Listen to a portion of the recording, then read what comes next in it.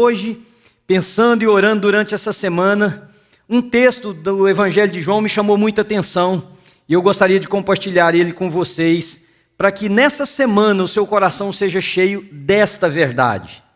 Eu intitulei essa mensagem Para Onde Iremos? O título não é nada inovador, porque o texto tem essa pergunta: para onde iremos? Para onde iremos? João capítulo de número 6, versículos 60 até os 68. A palavra de Deus diz assim: ao ouvirem isto, muitos dos seus discípulos disseram: dura é essa palavra, quem consegue ouvi-la? Sabendo em seu íntimo que os seus discípulos estavam se queixando do que ouvira, Jesus lhes disse: isso os escandaliza? Que acontecerá então se vocês virem o Filho do Homem subir para onde estava antes? Versículo 63. O Espírito dá vida, a carne não produz nada que se aproveite. As palavras que eu lhes disse são Espírito e vida. Contudo, há alguns de vocês que não creem, pois Jesus sabia desde o princípio quais deles não criam e quem o iria trair. Versículo 65, prosseguiu Jesus: é por isso que eu lhes disse que ninguém pode vir a mim, a não ser que isso lhe seja dado pelo Pai. Daquela hora em diante, muitos dos seus discípulos voltaram atrás e deixaram de segui-lo. Jesus perguntou aos 12, vocês também não querem ir? Simão Pedro lhe respondeu: Senhor, para quem iremos? Tu tens as palavras de vida eterna. Senhor, comunica a tua palavra agora aos nossos corações, abre o nosso ouvido, não para ouvir, mas para entender, unge a nossa mente para guardar e o nosso coração para ser transformado pelo poder da tua palavra. Eu oro em nome de Jesus, amém, Senhor. Irmãos, eu sempre recebo, às vezes, pessoas e palavras, mensagens, ligações de gente que ouviu uma mensagem minha e por alguma razão ou por outra foi tocado e queria compartilhar isso comigo. E essa semana eu recebi a ligação de uma pessoa que deixou uma mensagem no meu telefone, muito interessante. Interessante porque ele começou fazendo uma explicação do que ele iria falar. E ele disse assim: Pastor Manuel, eu ouvi uma mensagem sua essa semana que não foi uma mensagem boa de se ouvir, mas importante. Então toda hora ele falava e corrigia.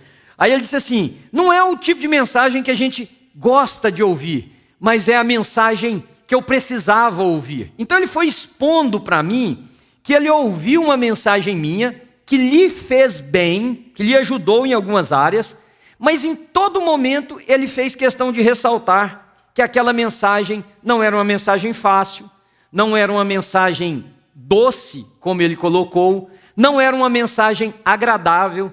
E quando eu fui ler esse texto, era exatamente isso que estava acontecendo aqui. Jesus está reunido num lugar, mais precisamente numa sinagoga na cidade de Cafarnaum, e ele está falando alguma coisa que as pessoas que ouvem dizem assim: essa mensagem é muito dura, essas palavras são muito difíceis, quem é que pode ouvir isso que ele está ensinando? Então aqui nós temos uma pergunta para fazer.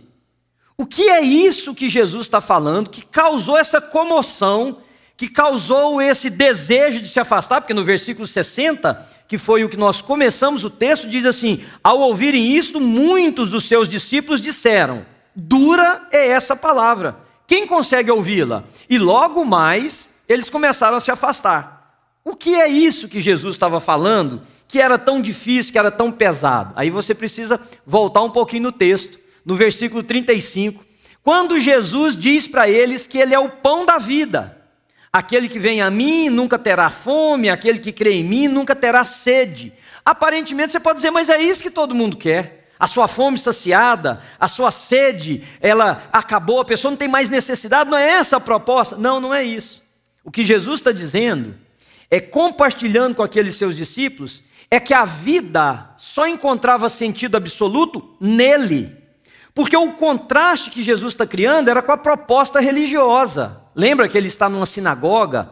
Leia o texto e você verá os judeus mesmo dizendo, não é assim. O que Jesus está dizendo é que a vida só tem plenitude se encontrada nele, para viver o propósito para o qual ele nos criou e não apenas para cumprir um preceito religioso. E isso causou neles uma dificuldade tremenda. Jesus começa a explicar o que significa andar nele, ser dele, viver com ele, quando ele diz que as palavras dele se tornam alimento. A Bíblia Sagrada, as palavras de Jesus, elas geram vida, mas elas só geram vida se elas forem ingeridas por nós, no poder do Espírito, guardada no nosso coração e vivida e experimentada por nós em cada área da nossa vida. Portanto, você dizer que é religioso, você dizer que guarda os preceitos de uma determinada igreja, que você frequenta cultos, que você dá dinheiro ou faz até as obras de caridade que você quiser fazer, isso não significa que a palavra de Deus encontrou espaço no seu coração suficiente para transformar você. E Jesus começa a desafiar os seus seguidores, que imediatamente começaram a buscar um outro caminho. Na minha opinião, há algumas coisas acontecendo conosco agora, esse vírus, a dificuldade financeira que pode se abater de forma ainda mais forte do que o que já está fazendo, a segregação, né? Nós estamos de certa forma confinados, cada um no seu pequeno mundo chamado casa, alguns sem poderem sair dela. E esse é um momento em que muitos podem, à semelhança daqueles discípulos, dizerem o seguinte: que situação difícil é essa? Quem é que criou isso? Que palavras difíceis em forma de uma atitude que está vindo sobre nós? Eu queria te ensinar 3 coisas nesse texto, para um momento de dificuldade. O primeiro é o seguinte, presta atenção nisso. Você já percebeu que todo período frutífero quase sempre é precedido por um momento de atrito? Eu vou repetir. Todo período de produtividade, de transformação, o que eu estou chamando aqui de frutífero, é quase sempre precedido por um momento de atrito, ou um período de atrito. Eu poderia dizer um período de dificuldade, um período de desconforto, um período de desafio. Por exemplo, você tem uma consulta, está tudo bem, você está vivendo sua vida do jeito que você quer viver, você pauta, você faz dela o que você quer. Aí de repente você tem uma consulta, vai no seu médico, ele pede um exame de sangue, você faz o exame de sangue e alguns dias depois seu médico te liga e diz que precisa conversar com você. Os seus números estão todos fora, está tudo errado em você. Você é chocado com uma realidade que, embora você sabia que podia já existir por causa do seu estilo de vida, não era bem o que você esperava ouvir do médico. Mas por causa daquela palavra, por causa daqueles resultados que mexeram com você, que te causaram preocupação, você decide mudar o seu estilo de vida. Você começa a se alimentar de forma melhor, você pensa mais no seu repouso, você pensa no tempo que você precisa tirar para recarregar suas energias mentais, físicas. Você começa a fazer um exercício e de repente você tem uma outra consulta, um outro exame. E aí chega o médico e diz assim, está tudo certo. Quer dizer, um período frutífero foi precedido por um momento de dificuldade, por um momento de atrito. Eu estava andando de bicicleta essa semana com um amigo, nós fomos fazer mountain bike, e lá pelas tantas, ele assim perto de mim atrás, mantendo a distância que a gente tem que manter, ele disse assim, e a gente estava conversando sobre muitos assuntos, e ele disse assim, pastor, foi preciso um vírus para fazer a gente parar e poder tirar um tempo só para conversar. Aliás, ele não falou bem assim, ele falou assim, pastor, foi preciso um vírus para fazer amigos tirarem tempo para estarem perto. Um período frutífero quase sempre é precedido por um período de lutas, de dificuldades, de incertezas. Lá em casa, nós estamos saindo do inverno. A terra ainda está talvez meio congelada. Mas eu fui andar no jardim, lá no quintal, lá de casa, na frente da minha casa, e eu percebi que as flores, elas estão vencendo esse período e começaram a aparecer. Eu vi brotos de plantas, de flores, que daqui a uns dias estarão floridas, porque venceram esse período seco, gelado, duro do inverno. E nesse texto, não é diferente. A mesma coisa, a declaração poderosa, maravilhosa de Pedro: para onde nós vamos? Só o Senhor tem palavras de vida eterna. Foi precedido por um momento de atrito, um momento em que muitos questionaram até se deveriam continuar seguindo a Jesus, porque Jesus falou umas palavras duras. E as palavras duras de Jesus não foi chamando atenção, não foi correção, como nós geralmente pensamos, foi um confronto a uma percepção de que viver com Deus é uma religiosidade fria, sem vida. E aí Jesus então confronta aquilo com palavras tão duras que eles dizem assim: quem é que pode ouvir isso? E eles começam a se afastar. Mas Pedro vem e faz aquela declaração maravilhosa: Senhor, para onde iremos?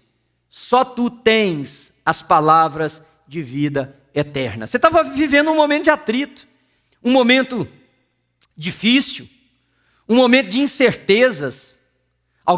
Eu falei com alguém no caminho aqui para a igreja, e a pessoa me disse assim: pastor, me dá uma palavra de esperança. Eu liguei para você porque eu estou apavorada. Me dá uma palavra de esperança. Tem muita gente vivendo incertezas, não sabendo o que vai ser da vida deles. Se eles terão dinheiro daqui 2, 3 semanas, se os comércios reabrirão, se as escolas voltarão a funcionar, o que vai acontecer com a gente? Esse período de atrito pode ser o prenúncio de um período muito, muito, muito frutífero para a honra e para a glória do Senhor. Aliás, eu tenho cá comigo, essa é uma coisa minha. Algumas pessoas me disseram assim: igrejas vão fechar as portas, vai diminuir muito o número dos cristãos. Sabe o que eu penso? É que nós vamos sair dessa crise muito mais fortes. Nós podemos não sair maiores, mas nós vamos sair muito mais fortes. Porque agora, nesse momento de atrito, de insegurança, de incerteza, nós aprendemos a voltar um para o outro. Nós aprendemos a amar melhor, nós aprendemos a ser generosos, nós aprendemos a estender a mão, nós aprendemos a ficar com as pessoas que mais importantes são para nós. Então nós vamos sair desse momento de crise para um momento muito mais frutífero da igreja do Senhor Jesus. Aliás, alguém publicou na rede social um cara correndo assim pelos corredores de uma igreja, pulando, dançando, dando tapa nos outros, e colocou assim: esse será o dia que nós voltarmos a ter os nossos cultos. Por quê? Porque sentimos falta, porque notamos que o outro era importante. Sabe aquela pessoa que sentava do seu lado, que você nunca deu importância para ela? Hoje você sente falta. Eu sinto falta dos bancos cheios de gente, eu sinto falta do barulho aqui na igreja, eu sinto falta das crianças correndo, eu sinto falta de ver vida nesse lugar. Então tudo isso, que é um período de atrito, vai se transformar num período muito, muito, muito frutífero para todos nós, em nome de Jesus Cristo. A igreja do Senhor vai nesse momento separar quem é de quem não é.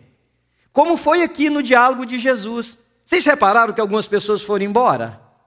Qual que é o segundo ensinamento que eu quero te dar? É que na crise, queridos, na crise, se revela quem são os verdadeiros seguidores de Jesus. É na crise.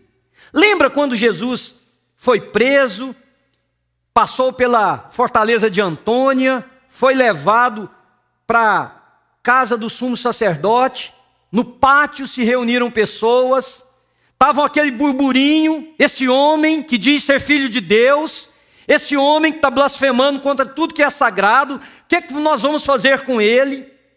Quando a perseguição veio sobre Jesus, os seus discípulos se dispersaram, até Pedro. Perguntaram para ele assim: você tem um sotaque de quem é da região da Galiléia, você é parte de um deles. Ele disse: eu não. Aí alguém insistiu e dizia assim: não, parece que eu já te vi, você faz parte daquele grupo. Ele disse: eu não. E aí uma mulher também entra na conversa e fala que já havia percebido que Pedro fazia parte daquele grupo. E ele, assim, a Bíblia diz que ele praguejou contra a mulher, dizendo: eu não conheço esse homem. E aí vocês sabem a história, ele nega o Senhor Jesus. Na crise, a opção decisiva é sempre essa: quem ficará e quem vai? Quais são os que vão embora, que não permanecem com ele, porque não se identificam com o seu espírito, com a vida que ele quer, com a mensagem? Quem é que vai ficar? Quem está a favor do projeto dele? É a crise que vai revelar isso. Porque na crise nós temos opções. E na crise nós tomamos decisões. Na crise nós cedemos a um ou nós abraçamos o outro. O grupo, na verdade, começou a diminuir. Porque Jesus fez apenas uma pergunta. Também vocês querem ir embora? Ou vocês também irão embora? E a pergunta que ele fez, queridos, tinha uma finalidade muito específica. É a pergunta para aqueles que vão continuar na igreja de Jesus. É isso que vocês realmente querem? É isso que vocês realmente querem? Vocês querem permanecer na igreja por causa de um projeto que é meu, está dizendo Jesus? Vocês querem permanecer para seguir e acolher o espírito de vida que eu reparti com vocês para que outros sejam alcançados? Para trabalharem no meu projeto? Ou vocês querem ficar na igreja para ter um amuleto contra toda sorte de mal? Esse vírus, por exemplo. Ou você quer permanecer na igreja para ter um Deus forte que te livre das lágrimas e das dores da vida? Ou você quer permanecer na igreja para ter um clube que te faça bem? No momento da crise, essa é a pergunta que surge. Porque agora não tem mais encontro juntos. Agora não tem mais aquela proximidade física. Quem vai permanecer? Quem não tem um lugar para ir aos domingos, mas vai permanecer cultuando a Deus? Quem não tem uma pessoa para ver, mas vai cultuar a Deus ajudando, servindo, doando, sendo generoso? A crise vai revelar, inclusive, se o que nós temos com Cristo é uma participação na sua morte e ressurreição, ou se o que nós temos com Cristo é um conhecimento de igreja. Porque agora a verdadeira igreja de Jesus está aparecendo na generosidade, na bondade, no apoio, no consolo, na distância, no telefone que você usa para chegar perto de alguém, no vizinho que você socorre, em alguém que está precisando que você vai, na pessoa que me ligou e disse: me dá uma palavra de esperança. A crise vai revelar de forma muito nítida quem são os verdadeiros discípulos de Cristo. Minha pergunta é para você: o que essa crise está fazendo com você? Ela está revelando se você é verdadeiramente um discípulo de Cristo? Terceiro ensinamento: em momentos de crise, nós precisamos reafirmar o nosso caminho. Porque ali surgiu uma escolha. Para onde iremos? Foi a pergunta de Pedro. Porque Jesus disse: vocês vão embora também? Aí Pedro diz assim: Senhor, para quem iremos? Para onde iremos? O que ele falou foi: para quem iremos? Qual mestre nós vamos buscar agora? Para que Deus nós vamos agora? E as opções são diversas, né? Para a mulher de Jó, naquele momento de crise, ela disse para o seu marido: amaldiçoa esse seu Deus e morre. Para Judas Iscariotes, o momento de crise foi o momento dele passar a corda no pescoço e se suicidar. Para onde você vai? Ou melhor, para quem você vai nesse momento de crise? Mas muito mais do que para quem você vai, para que você vai, para esse quem que você vai?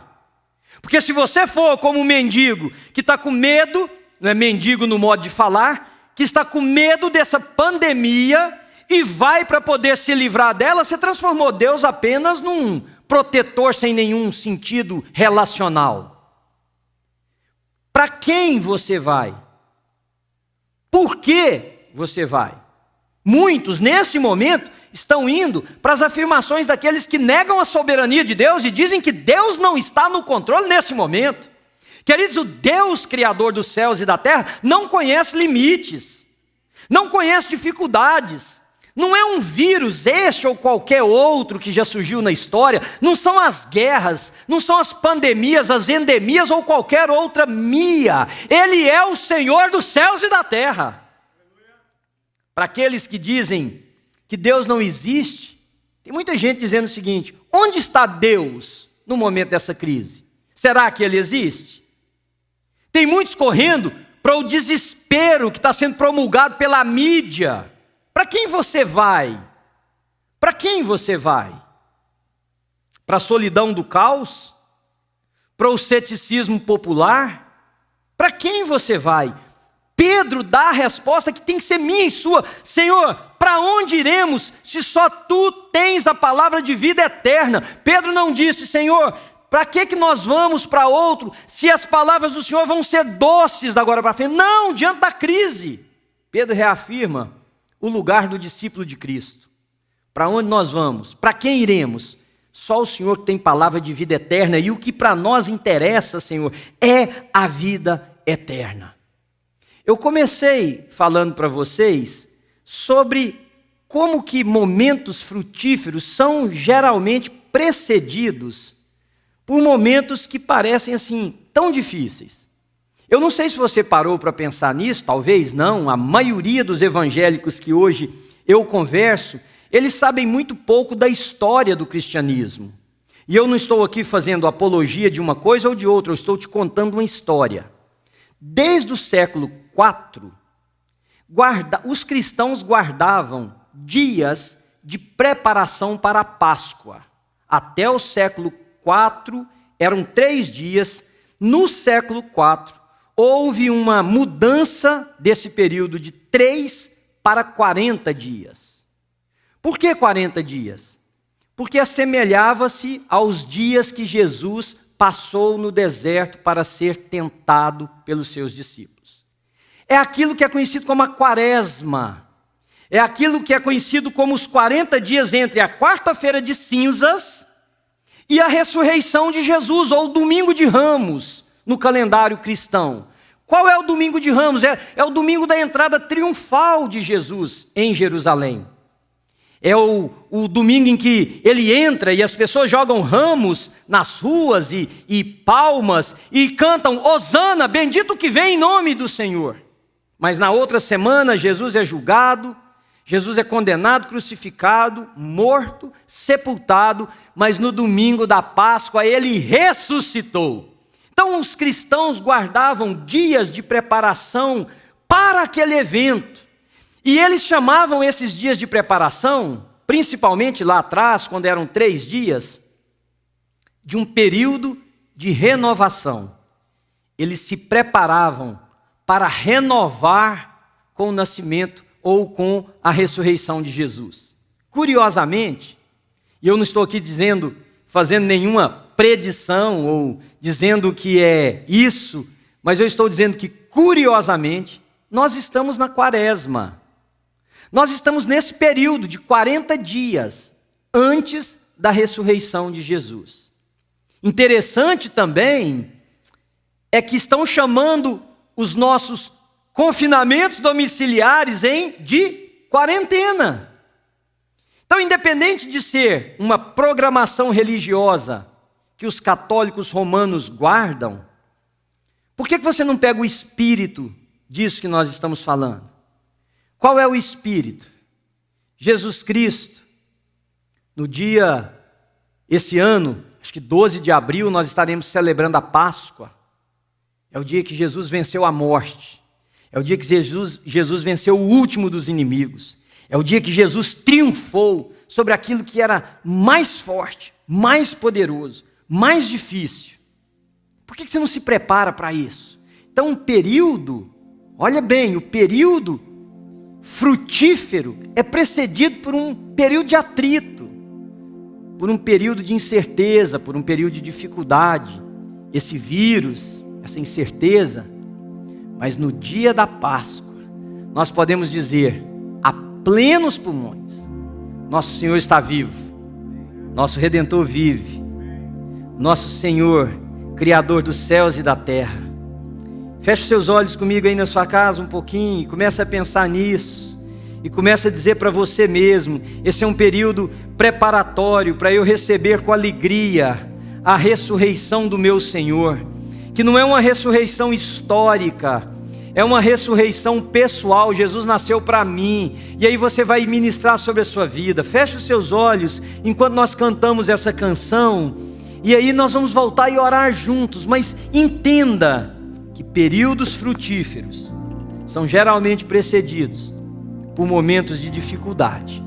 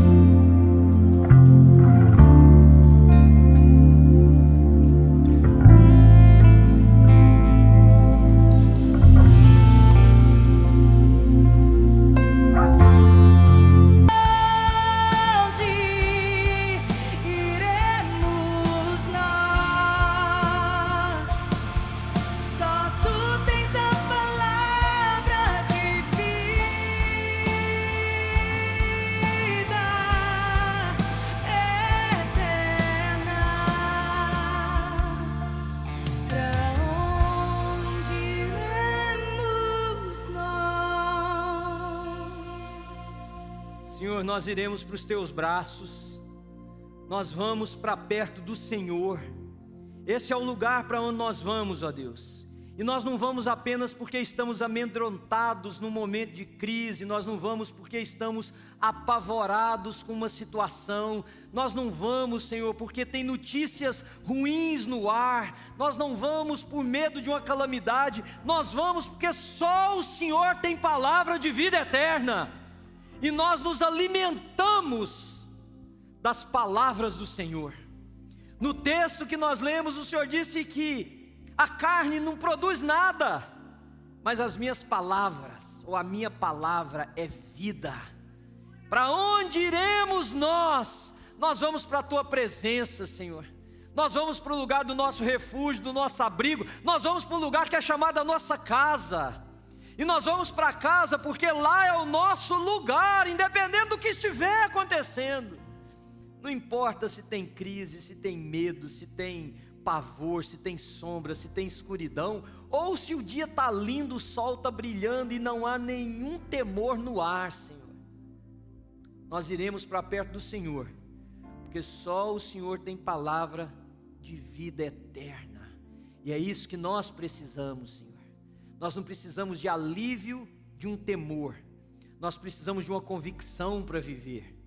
Nós não precisamos do cessar de um medo, nós precisamos de uma certeza de que no esconderijo do Altíssimo é onde nós nos abrigamos. Somos filhos do Senhor. Pai, eu oro para que haja conversão agora nos lares, que alguém entregue a sua vida para Jesus, que alguém volte para Jesus, que alguém reconsidere o seu caminho de ter transformado o Deus da Bíblia em um fazedor de milagres e um resolvedor de problemas, e perderam de vista que Ele é o nosso Pai, Ele é o nosso Deus.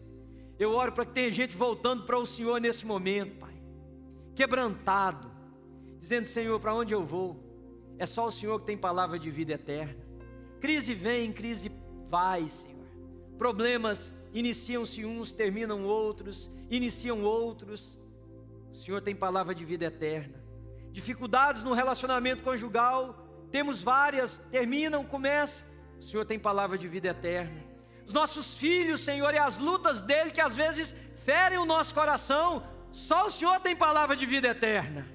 E esse momento que nós vivemos, nós queremos proclamar. E eu queria pedir que você falasse aí agora na sua casa: só o Senhor tem as palavras de vida eterna. E é isso que nós precisamos. Senhor, vem sobre cada um, como foi cantado aqui agora: enche-me, Senhor, enche-nos, ó Deus, enche-nos do Senhor, até que a gente transborde, Senhor. E quando alguém perguntar: por que você está ficando? É porque Ele resolve os seus problemas? Você pode dizer: não, as palavras às vezes são duras, mas só aqui tem vida eterna. Por que você está ficando? É porque um filho não se afasta do pai. Por que você está ficando? É porque a casa é o lugar natural dos filhos. Por que você está ficando? é porque a família é o lugar da reunião. E nós não somos mais estrangeiros, mas nós somos concidadãos dos santos. E somos da família de Deus. Paulo escreve à igreja em Éfeso.